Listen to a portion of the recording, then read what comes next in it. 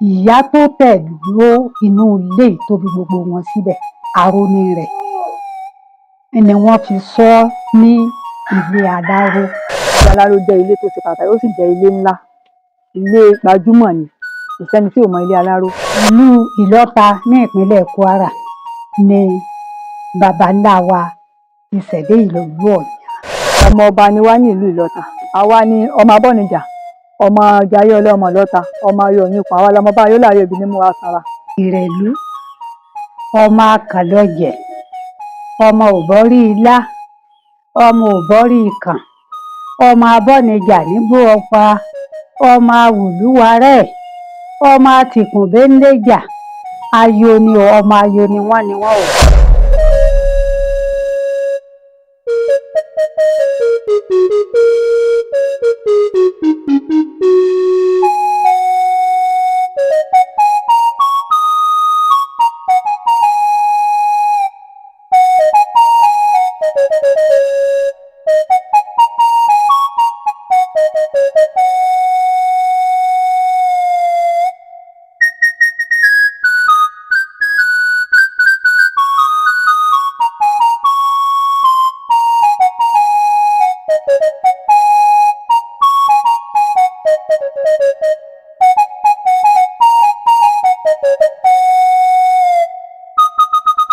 Èmi ni Mariama Mustapha Adélé.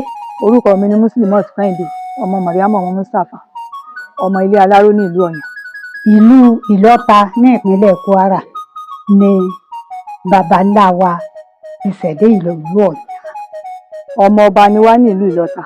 Àwọn baba ńlá wọn ọmọ ọba kábíyèsí ni wọ́n ní ìlú Ìlọ́ta kó tó wá tẹ̀dó sílùú Òyán.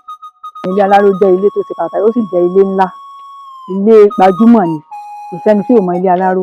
N tó jẹ́ pé ó sọ ilé wa yìí lórúkọ Ilé Aláró ni wípé àwọn baba ńlá wọn tó tẹ̀dó sí ìlú Òyán, Aró ni ìyá wa ńlá tó tẹ̀dó sínú ilé ní ìmọ̀ rẹ̀.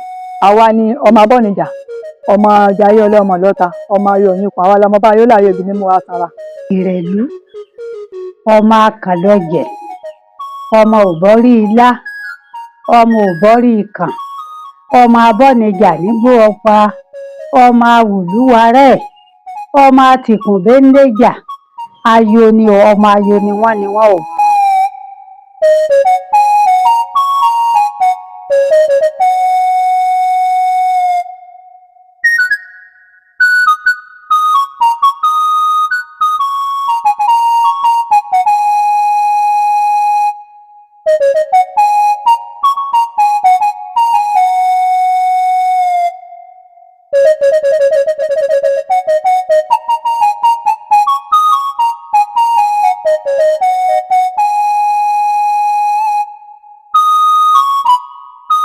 Mo wá gba gbogbo ọmọ Ilé Aláró lọ́mọdé lágbà lọ́kùnrin lóbìnrin, ẹ dákun torí ìtọ́lọ́ mo fi alálẹ̀ inú ilé yìí mo fi bẹ̀ yín kẹ́ ẹ dákun torí ọ̀rọ̀ kẹ́ ẹ má gbàgbé Ilé Aláró, orísun yín ní Ilé Aláró, àtọmọdé àtàgbà àti nílé àdàlejò ẹ máa wálé, ẹ máa wá ṣe ohun tó yẹ kí gbogbo èèyàn ó gbèsè nílùú táàlú yòókù àárá agboolé yòókù ń gbèsè.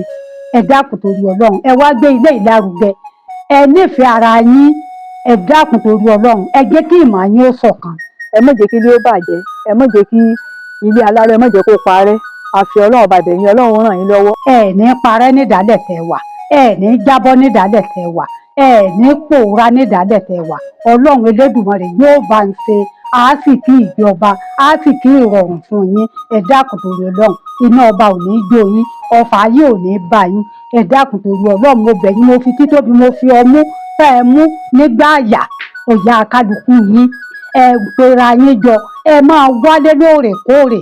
Ẹ jẹ́ kí gbogbo owó mọ̀ ṣèpàdé ilé ọlọ́mọ Ilé Aláró lọ́dọọdún. Tá a bá ti ń jókòó tá à ń ṣe mítìnì lọ́dọọdún, bẹ̀ láti mọ̀ ṣèpàdé tájọ mọ̀ jíròrò tájọ mọ̀ finú konú tó bá tó kàn tá a bá fẹ́ ṣe sílé yóò fi ní parí. Ọlọ́run ràn gbogbo wa lọ́wọ́. Ẹ dákun torí Ọlọ́run, mo bẹ̀ yín, mo fi títóbi mo fi ọmú tẹ́ ẹ mú nígbà àyà ọ̀yà kálukú yín, ẹ pera yín jọ, ẹ máa wálé lóòrèkóòrè.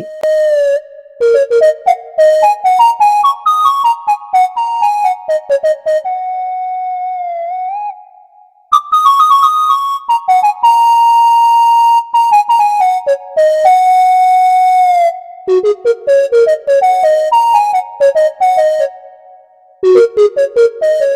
you.